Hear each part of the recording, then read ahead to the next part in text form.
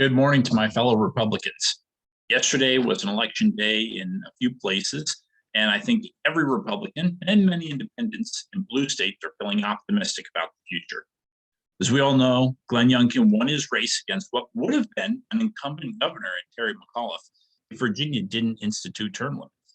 And with Virginia being basically inside that splash zone of all the federal funds sloshing around DC, it had become more reliably blue in recent years.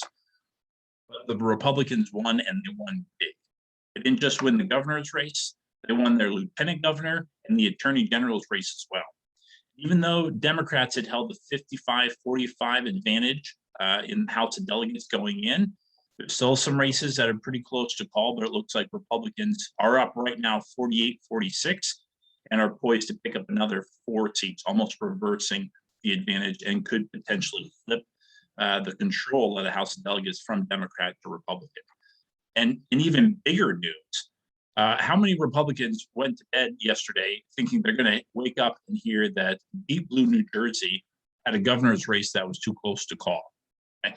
All this brings hope to us Republicans, especially us on the East Coast here in blue states. I might be turning. Republicans in Virginia especially have done a good job of getting back to the heart of our platform and our party. We believe in the power of individuals. Republicans see parents as an important, if not the most important stakeholder when it comes to education. Democrats didn't, right? Today, we have a 150-year-old education system that largely leaves parents out. Education was a winning issue in Virginia, and I think it can be a winning issue here in Vermont as well.